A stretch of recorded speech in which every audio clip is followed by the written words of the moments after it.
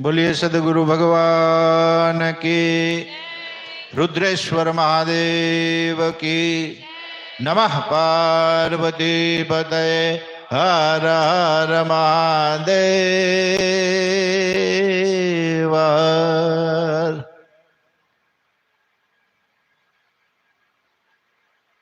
कृष्ण बापुए आपने सरस मजानी बात करी कि गाय माता ने આપણે પુણ્ય કમાવા માટે કંઈક આપવું જોઈએ, પણ માત્રામાં આપવું જોઈએ।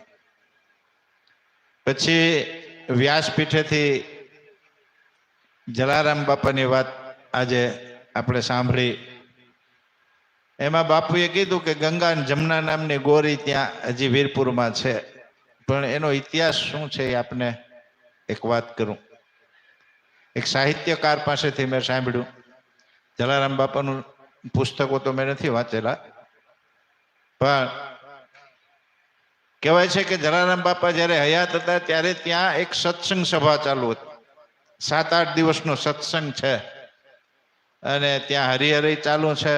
હવે હરિહર ચાલુ હોય એટલે પાણી જોઈ, હા, તો એ અત્યારે જે તાંબાની ગોરીઓ છે એ ગોરીમાં પાણી ભરીને જલારામ બાપા રાખે અને સમાજ એમાંથી પીવે, રસોઈ થાય।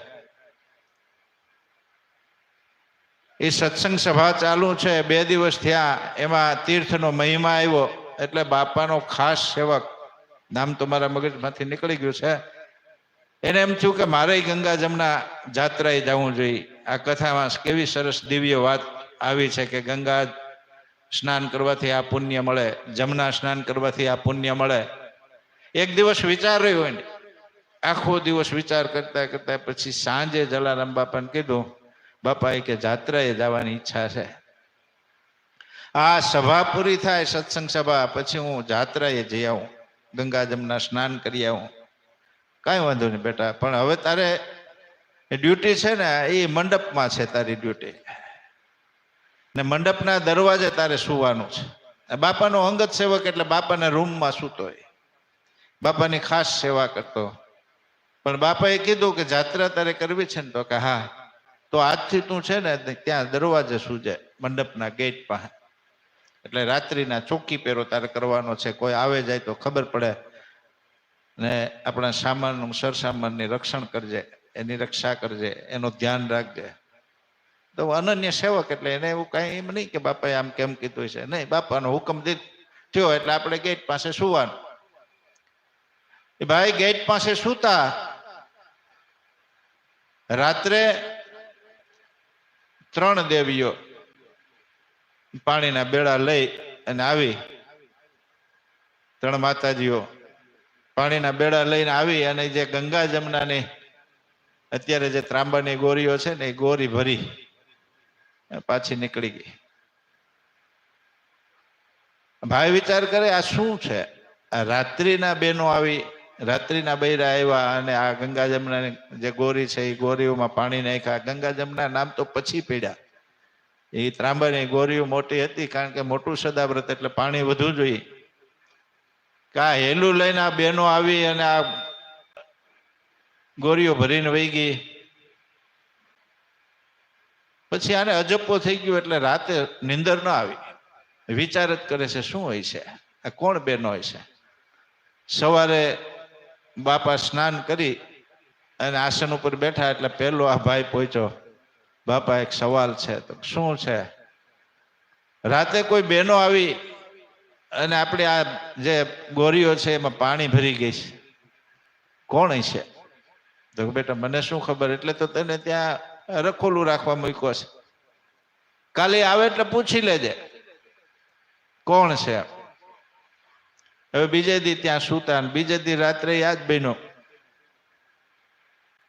પણ આ ભાઈ પૂછી ન શક્યો, એની આભા એટલી કે એ દર્શન કરતો જ રહી ગયો, પૂછી ન શક્યો। પછી ગોરી જોવા ગયો તો એક હેલ નાખી, પણ આ ગોરીઓ ભરાઈ ગઈ, જે 10-10 હેલની ગોરીઓ હોય એ એક હેલમાં ભરાઈ ગઈ। એટલે કીધું કંઈક ચમત્કાર તો છે, આ એક બેડામાં આ ગોરી ભરાય નહીં ને આ બહેનો જે આવી એ એક બેડું નાખીને આ ગોરીઓ ભરી ગઈ।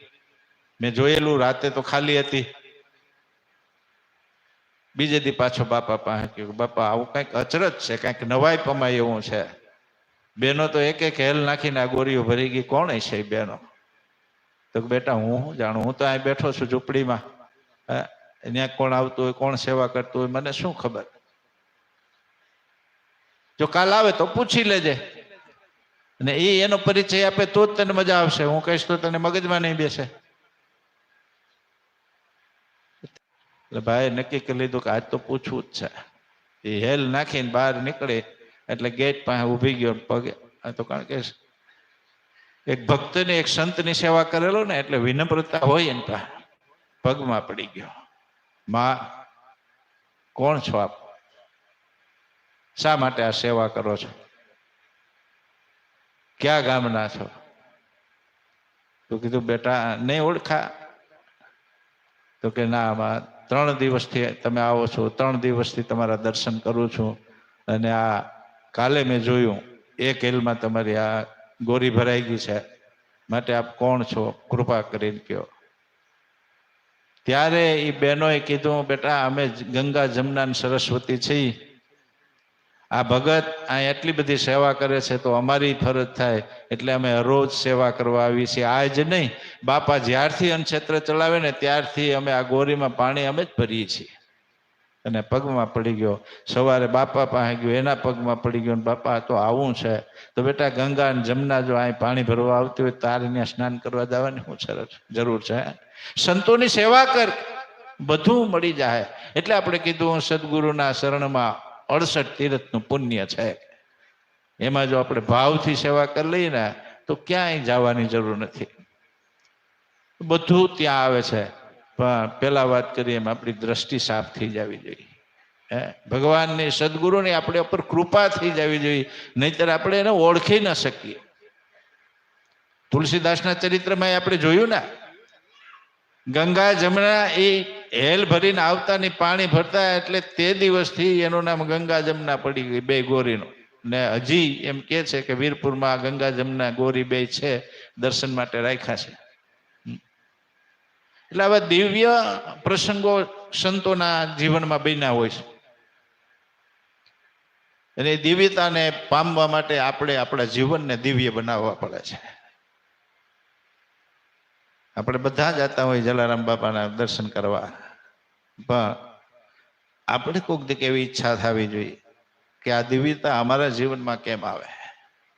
ભલે આપણે એના જેટલું ન કરી શકીએ, અને આ મનુષ્ય તો બધું કરી શકે ને, પણ છતાંય આપણે એમ કહીએ કે આપણે એના જેટલું ન કરી શકીએ, પણ આપણાથી થાય એટલું, આપણા વડીલોની જેટલી કમાઈ હોય એટલું, આપણા ગુરુની જેટલી કૃપા હોય એટલું તો જીવન દિવ્ય બનાવી જ લેવું જોઈએ.